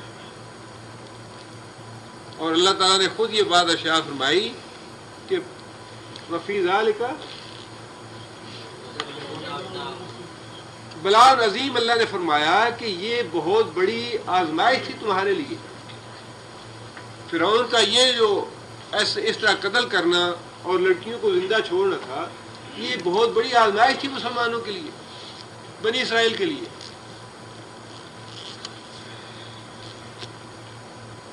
اور اس آزمائش کے پیش نظر ہی یا اسی فتنے کے پیش نظر ہی موسیٰ علیہ السلام کی جان بچانے کے لیے اللہ تعالیٰ نے یہ سارا کام کیا. اب اس سارے کام کو یا جتنا بھی واقعہ اللہ بیان فرما رہے ہیں اس کو بھی سامنے رکھیے، اور پھر ان حالات کو بھی سامنے رکھیے کہ کس طرح نبی صلی اللہ علیہ وسلم کی دشمنی کر رہے ہیں کافر، اور کس طرح اللہ تعالیٰ نبی صلی اللہ علیہ وسلم کو بچا کے نکالتے ہیں مکہ سے. نبی صلی اللہ علیہ وسلم غار میں جا کے پناہ لیتے ہیں 3 دن تک، وہاں سے پھر نکلتے ہیں، جدہ کا راستہ اختیار کرتے ہیں. اور آپ انداز لگائیے کہ نبی صلی اللہ علیہ وسلم کو راستہ بتانے والا کون تھا؟ گائیڈ نبی صلی اللہ علیہ وسلم کا عبداللہ بن عریقت کافر تھا اس وقت. وہ عبداللہ بن عریقت جو تھا کافر تھا، جو نبی صلی اللہ علیہ وسلم کو ہجرت کے دوران راستہ بتانے والا تھا. یعنی یہ جس طرح موسیٰ علیہ السلام کی جان اللہ نے بچائی، اور کتنا زبردست یہ منصوبہ تھا اللہ تعالیٰ کا، اور کتنی زبردست پلاننگ تھی، کتنی حکمت سے اللہ تعالیٰ نے یہ سارے کام کیے. اسی حکمت کے ساتھ، اسی پلاننگ کے ساتھ اللہ تعالیٰ نے محمد صلی اللہ علیہ وسلم کے ساتھ بھی معاملہ کیا، اور کافروں کے ساتھ وہی ذلت و رسوائی ہوئی جو فرعون کے ساتھ ہوئی. آگے اللہ فرماتے ہیں کہ وَأَلْقَيْتُ عَلَيْكَ، یہ سارے احسان جتلا رہے ہیں اللہ تعالیٰ موسیٰ علیہ السلام کو کہ اے موسیٰ اس سے پہلے ہم تم پہ یہ احسان کر چکے ہیں. وَأَلْقَيْتُ عَلَيْكَ مُحَبَّةً، القیت کون سا فعل ہے؟ ماضی ہے، واحد متکلم کا صیغہ ہے. القیت میں نے ڈالی، علیک تیرے اوپر، محبتاً محبت کا معنی پیار، میں نے تیرے چہرے پر پیار ڈال دیا، تیری صورت پر اتنا پیار ڈال دیا، منی اپنی طرف سے تیرے چہرے میں اتنی پیار اور محبت ڈال دی کہ جو بھی دیکھتا موسیٰ علیہ السلام کو اسے وہ اتنا پیارا لگتا، اتنا محبوب لگتا کہ کسی کا دل نہیں چاہتا تھا کہ اس کو قتل کر دیا جائے. اور اللہ فرماتے ہیں کہ ہم نے، اللہ تعالیٰ بطور احسان یہ بات ارشاد فرما رہے ہیں کہ ہم نے خاص طور پہ تیرے چہرے پر وہ محبت اور پیار ڈال دیا کہ کسی کو قتل کرنے کی ہمت نہیں ہو رہی تھی.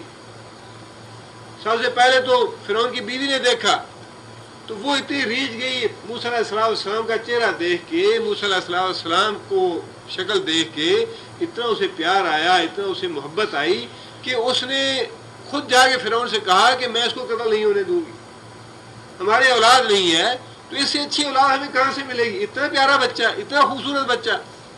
وہی اللہ تعالیٰ احسان جتلا رہے ہیں. اب کہیں تو علیہ کا محبت منی، کیا موسیٰ میں نے اپنی طرف سے تیری شکل میں اتنی محبت ڈال دی کہ خود جو قتل کرنے والا تھا بچوں کو، حکم دینے والا بچوں کے قتل کا، وہ بھی تجھے قتل نہ کر سکا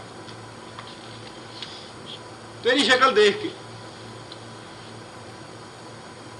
آگے اللہ فرماتے ہیں وَلِتُصْنَعَ عَلَىٰ عَيْنِي، اور تاکہ تصنع کون سا فعل ہے؟ مضارع مجہول ہے. تصنع صنع کا معنی صنعیہ، بنانے کی جگہ، صنع کا معنی بنانا. تو بنایا جائے، تو سنوارا جائے، تیری تربیت کی جائے، تو پالا جائے، الا عینی، الا عینی، میری آنکھوں کے سامنے میں نے تیرے چہرے پر یہ پیار اور محبت اپنی طرف سے اس لیے ڈال دیا کہ تیری پرورش کی جائے، تجھے سنوارا جائے، تیری تربیت کی جائے، تجھے پالا پوسا جائے، اللہ عینی، میری نگرانی میں۔ جسے اللہ تعالیٰ نے نبی بنانا تھا، کس طرح اللہ تعالیٰ نے اس کی حفاظت بھی کی، کس طرح اللہ تعالیٰ نے اس کو اچھی شکل و صورت سے نوازا، لوگوں کے دلوں میں اس کی محبت اور پیار ڈال دیا، اور پھر فرمایا کہ میں نے اپنی نگرانی میں تیری پرورش کی ہے۔ اللہ تعالیٰ کا یہ ارشاد فرمانا موسیٰ علیہ السلام کو بہت بڑا اعزاز ہے نبی کے لیے کہ میں نے تیری پرورش اور تیری تربیت اللہ عینی، اپنی نگرانی میں کی ہے، اپنی آنکھوں کے سامنے کی ہے۔ ویسے تو ساری دنیا اللہ کی آنکھوں کے سامنے ہے، لیکن کسی ایک بندے کا نام لے کے اسے کہنا کہ تیری تربیت تو میں نے اپنی آنکھوں سے کی ہے، اپنی آنکھوں کے سامنے کی ہے، اپنی حفاظت میں کی ہے، یہ بہت بڑا اعزاز ہے موسیٰ علیہ السلام کے لیے۔ یہاں جو دوسری بات ہے وضاحت طلب، وہ یہ ہے کہ اللہ تعالیٰ نے اپنے لیے کیا لفظ استعمال فرمایا ہے؟ عین کا۔ اللہ تعالیٰ کی ذات کے لیے جتنے بھی الفاظ قرآن مجید میں آئے ہیں یا احادیث میں آئے ہیں، ان پہ اسی طرح ایمان لانا واجب ہے۔ اللہ تعالیٰ کی آنکھ ہے اور اس پہ ایمان لانا واجب ہے۔ اس کی تعویل کرنا گمراہی ہے اور اس کا انکار کرنا کفر ہے۔ اس کا انکار کرنا کفر ہے اور اس کی تعویل کرنا گمراہی ہے، اور اس پہ ایمان لانا واجب ہے۔ اللہ تعالیٰ کے لیے ہاتھ کا لفظ استعمال ہوا، اللہ تعالیٰ کے لیے پاؤں کا، پنڈلی کا لفظ استعمال ہوا، اللہ تعالیٰ کے لیے مسکرانے کا، اللہ تعالیٰ کے ناراض ہونے اور غضب ہونے ناک ہونے کا لفظ استعمال ہوا۔ یہ سارے جتنے بھی الفاظ اللہ کی صفات کے بارے میں قرآن مجید میں یا احادیث میں استعمال ہوئے ہیں، ان پہ اسی طرح ایمان لانا واجب ہے۔ اللہ کی آنکھ ہے، اللہ کے ہاتھ ہے، اللہ سنتے ہیں، اللہ کے کان ہیں، اور اللہ تعالیٰ کلام کرتے ہیں۔ یہ ساری چیزیں جو ہیں ان پہ ہمیں ایمان لانا چاہیے اور ان کی تعویل نہیں کرنی چاہیے۔ ان کی تعویل کرنا گمراہی ہے۔ عین کا مطلب عین ہی ہے۔ عین کا مطلب جو ہے، اگر اس کی تعویل کی جائے کہ اس کا مطلب محض جو ہے اللہ کی نگرانی یا حفاظت ہے اور عین سے مراد عین نہیں ہے، تو یہ گمراہی ہے۔ عین کا مطلب عین ہی ہے، اللہ کی آنکھیں ہیں، اور اس سے مراد یہی ہے کہ اللہ تعالیٰ کی آنکھوں کے سامنے موسیٰ علیہ السلام کی تربیت ہوئی، موسیٰ علیہ السلام نے بڑے پھلے پھولے، اور اسی طرح باقی جتنی بھی صفات اللہ تعالیٰ کی ہیں ان پہ ایمان لانا واجب ہے۔ آگے پھر اللہ تعالیٰ نے دوسرے احسانات کا تذکرہ فرمایا، اذ تمشی اختوں کا، جب تمشی، کون سا فعل ہے تمشی؟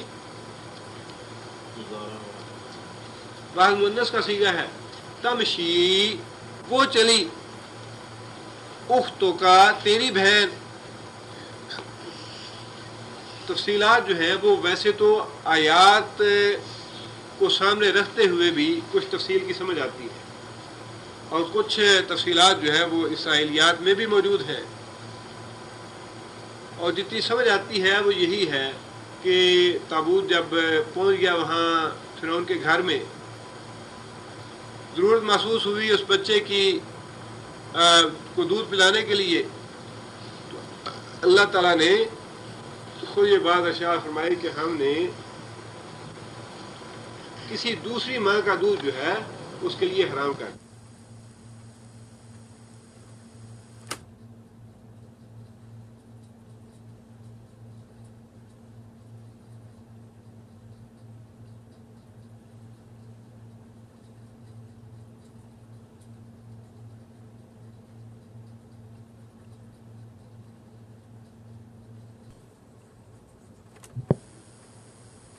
دودھ نہیں پیا، اور ماں جو تھی جیسا کہ اللہ تعالیٰ نے دوسری جگہ فرمایا کہ ماں کا دل اڑا جا رہا تھا کہ میں نے اپنے جگر گوشے کو سمندر میں پھینک دیا ہے، پتہ نہیں کیا بنتا ہے۔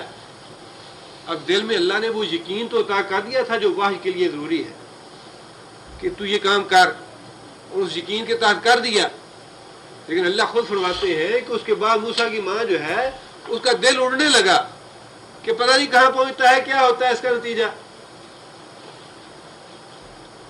اور ساتھ بہن کو کر دیا پیچھے پیچھے کہ جاؤ ذرا دیکھو کیا بنتا ہے۔ اب بہن جو ہے وہ تلاش کرتی کراتی آ گئی وہاں پہ، دیکھا کہ وہ تو فرعون کے گھر پہنچ گیا ہے۔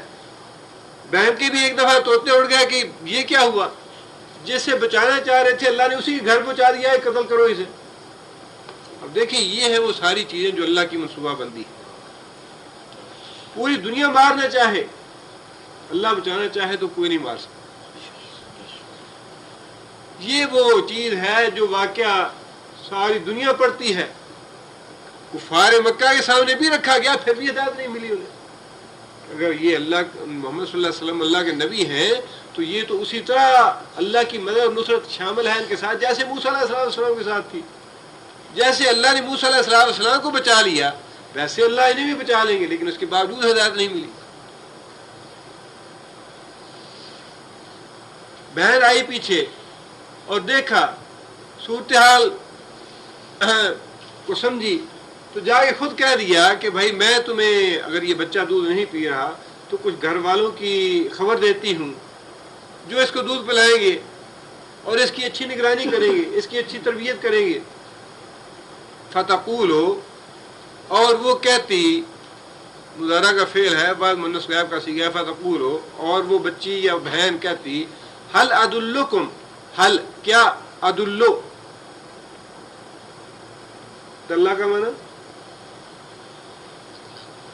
گائیڈ، رہنمائی کرنے والا، ادلو میں رہنمائی کروں، بعض متکلم کا صیغہ ہے، فعل مضارع ہے، بعض متکلم کا صیغہ ہے، حل ادلو کیا میں رہنمائی کروں، کم تمہاری، علی اس عورت کے بارے میں، میں یکفلہ من جو یکفلو کفالت کرے، کفالت کا معنی کفیل کا معنی، کفیل کا معنی کفیل، کفیل اسے کہتے ہیں جو کسی کے سارے معاملات کا ذمہ دار ہو جائے۔ یکفلہ بچے کو سلائے بھی، کھلائے بھی، پلائے بھی، اس کی تربیت بھی کرے، سارے کام بچے کرے، تمہیں کوئی کام نہیں کرنا پڑے گا، سارے کے سارے بچے کے معاملات اس کے ذمے ہو جائیں گے۔ میں تمہیں ایسی عورت کا پتہ بتاتی ہوں، میں یکفلہ جو اس کی کفالت کرے گی، کھلائے گی، پلائے گی، نگرانی کرے گی، اس کی پرورش کرے گی، اس کی تربیت کرے گی، پالے پوسے گی، سارے کام کرے گی اس کی، میں یکفلہ جو اس کی کفالت کرے گی۔ فرجعنا کا رجعنا، کون سا فعل رجعنا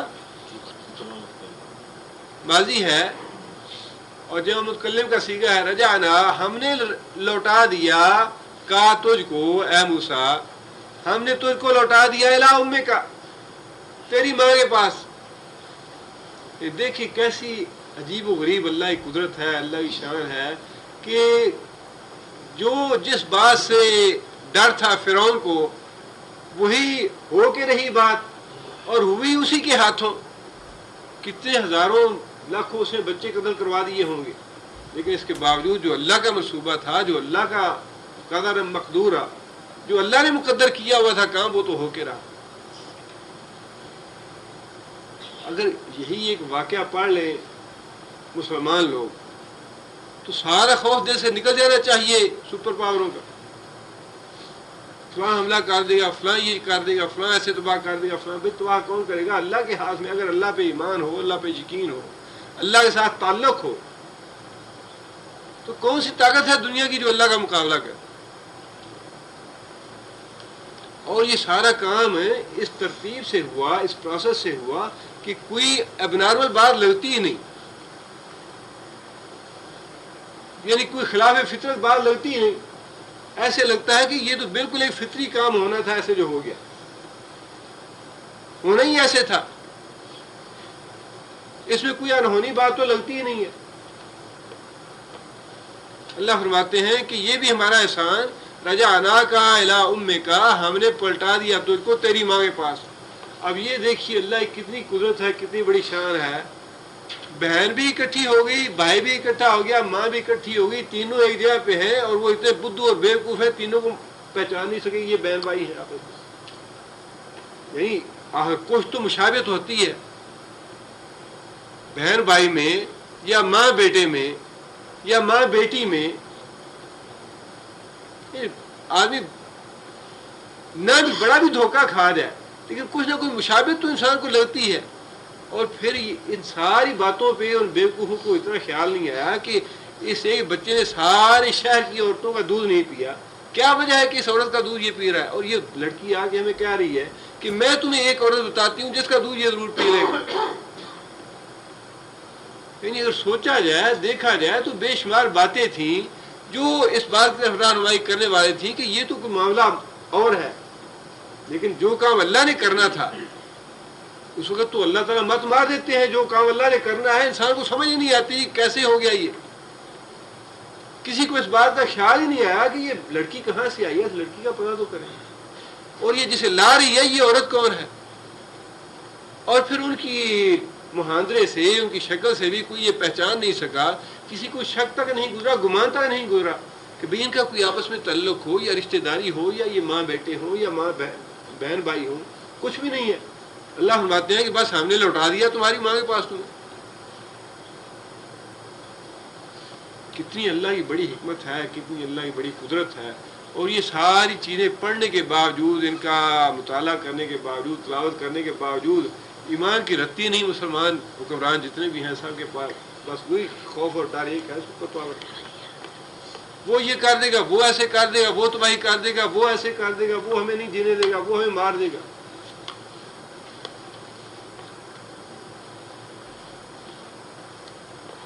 کہ تقرر عینھا، کہ تاکہ تقرر قرار ہو، سکون ملے، عینھا، کی ضمیر موسیٰ علیہ السلام کی والدہ کی طرف، تاکہ قرار ملے، سکون ملے، عینھا، اس کی آنکھوں کو، ولا تحزن، اور نہ ہی غم لاحق ہو اسے، نہ ہی کوئی رنج پہنچے۔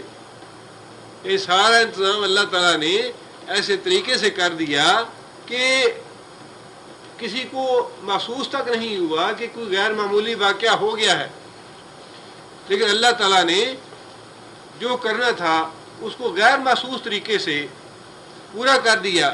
بیٹا ماں کا دودھ پی رہا ہے، ماں جو ہے اسے اطمینان اور تسلی ہے کہ بیٹا میرے ہاتھ میں ہے، بہن بھی ان کے ساتھ ہے، اور سارا کام جو ہے وہ سرکاری خرچے پہ ہو رہا ہے، کوئی محنت نہیں، کوئی مشقت نہیں، قرار ہے، سکون ہے، آرام سے بیٹھے ہیں، اور اسی گھر میں بیٹھے ہیں جہاں یہ سارے منصوبے بن رہے ہیں کہ کسی بچے کو پیدا نہ ہونے دیا جائے، قتل کر دیے جائیں سارے۔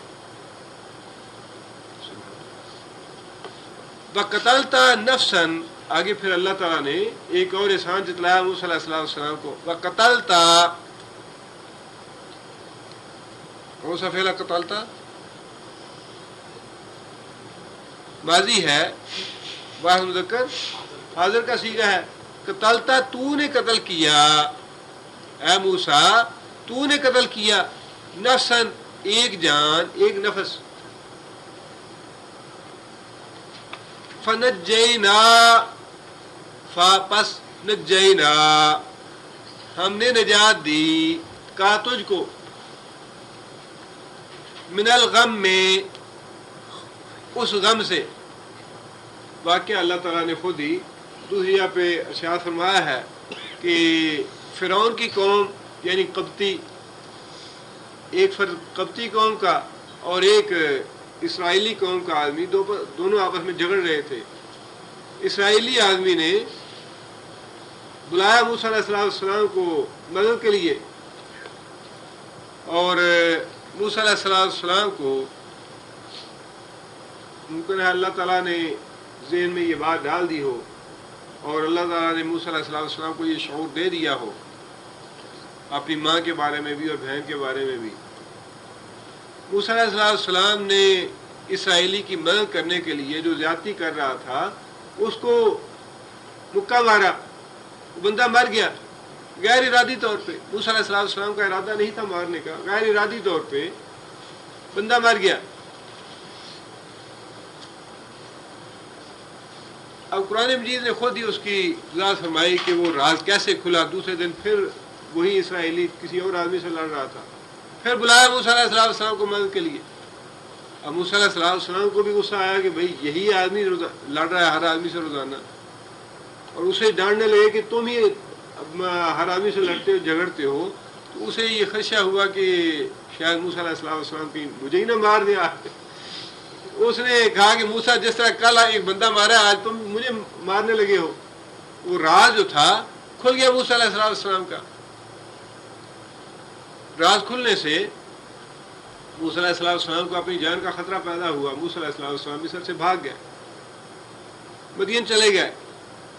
طویل واقعہ ہے. اللہ تعالیٰ نے اس احسان کو بھی یہاں جتلایا کہ ہم نے تم پہ یہ احسان کیے ہوئے ہیں کہ تم نے ایک آدمی کو قتل کر دیا، اب تمہیں اپنی جان کا خطرہ لاحق ہوا. نجینا، ہم نے تمہیں بچا لیا. من الغم، میں غم سے. اور اس میں دونوں باتیں شامل ہیں کہ موسیٰ علیہ السلام نے اللہ تعالیٰ سے مغفرت کی دعا کی کہ یا اللہ غلطی سے مجھ سے قتل ہو گیا، میرا ارادہ تو نہیں تھا. تو اللہ فرماتے ہیں فغفرنا، ہم نے اس کی یہ غلطی معاف کر دی. اور دوسرا غم یا دوسری پریشانی جو تھی وہ حکومت کی طرف سے تھی، اور وہ اللہ تعالیٰ نے مصر سے نکال کے موسیٰ علیہ السلام کو بچا کے مدین پر پہنچایا. دونوں طرح کی جو غم تھے اللہ تعالیٰ نے اس سے محفوظ فرما دیا موسیٰ علیہ السلام. آگے اللہ فرماتے ہیں وَفَتَنَّاكَ فُتُونًا. فتنا کون سا فعل ہے فتنا؟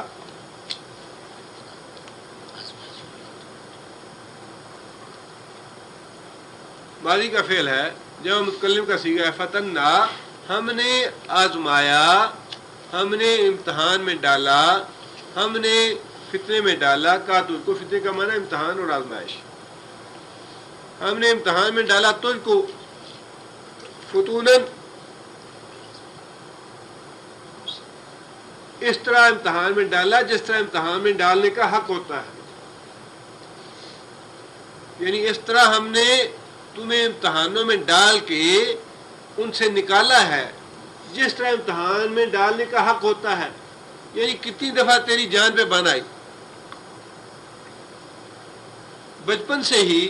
یعنی جیسا کہ تفاسیر میں لکھا ہے، پہلے فرعون نے ہر سال بچوں کو مسلسل قتل کروانا شروع کیا، اور جب اسے محسوس کیا کہ اسرائیل کے لڑکے جو ہمارے خادم ہیں، ہمارے ملازم ہیں، وہ تو بڑی جلدی ختم ہو جائیں گے اور ہماری خدمت کے لیے اس قوم کا کوئی آدمی باقی نہیں رہے گا، صرف لڑکیاں ہوں گی. تو پھر فرعون نے اپنی مشاورت سے مشورہ کرنے کے بعد یہ طے کیا کہ 1 سال بچوں کو قتل کیا جائے، 1 سال چھوڑ دیا جائے. اب ہارون علیہ السلام کے بارے میں یہی لکھا ہے کہ وہ اس سال پیدا ہوئے جس سال قتل نہیں کیے جا رہے تھے بچے. ہارون صاحب تو اس طرح بچ گیا. اور موسیٰ علیہ السلام اس سال میں پیدا ہوئے جس سال وہ قتل کر رہا تھا بچوں کو.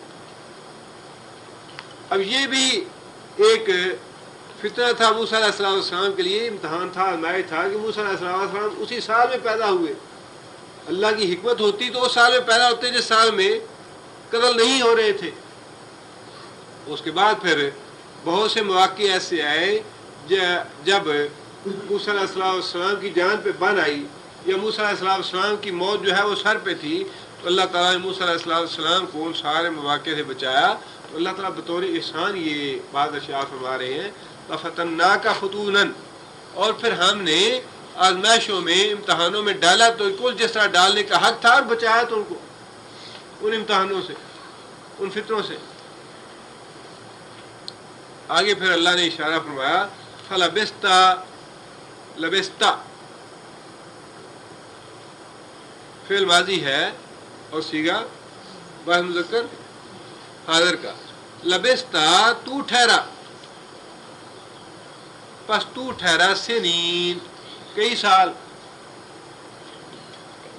فی اہل مدینہ اہل مدین کے ہاں مدین میں ثم پھر جئتا تو آیا علی قدر تقدیر کے مطابق جو میں نے مقدر کیا تھا وقت اس وقت تو واپس آئے گا اسی تقدیر کے مطابق تو واپس آیا یا موسیٰ اے موسیٰ. یہ ساری باتیں جو ہیں اللہ تعالیٰ نے اختصار کے ساتھ موسیٰ علیہ السلام کو بطور احسان یا جتلا دی کہ یہ میں نے تم پہ احسان پہلے بھی کیے ہیں اور تجھے نبوت کے لیے خاص طور پہ تیار کیا ہے ان سارے امتحانوں سے نکال کے. اور آخر میں یہ بات ارشاد فرمائی وَاسْتَنَعْتُكَ لِنَفْسِي وَاسْتَنَعْتُكَ وَاسْتَنَعْتُ مادہ کیا ہے وَاسْتَنَعْتُ کا سوادون ثنا بنانا سنوارنا تربیت کرنا پالنا. وَاسْتَنَعْتُ میں نے بنایا تجھ کو میں نے سنوارا تجھ کو لنفسی واسطے اپنی جان کے. کتنی بڑی بات ہے جو اللہ تعالیٰ نے موسیٰ علیہ السلام کی فضیلت کے لیے فرمائی ہے. یعنی کسی کو یہ بات کہنی کہ میں نے تجھے اپنے لیے خاص کر لیا ہے میں نے تجھے بنایا ہی اپنے لیے ہے. وَاسْتَنَعْتُكَ لِنَفْسِي کتنی بڑی شان ہے. وَاسْتَنَعْتُكَ میں نے بنایا تجھ کو لِنَفْسِي اپنی جان کے لیے اپنے واسطے. میں نے سنوارا تجھ کو میں نے تیری تربیت کی تجھے پالا پوسا اپنی آنکھوں کے سامنے لنفسی اپنے کام کے لیے اپنی جان کے لیے.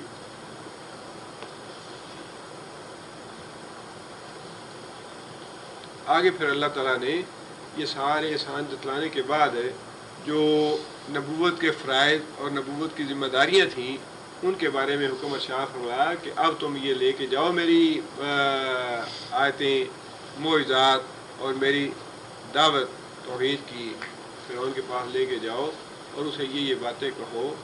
اس کا ذکر اللہ تعالیٰ نے اگلی آیات میں فرمایا ہے. سبحان اللہ.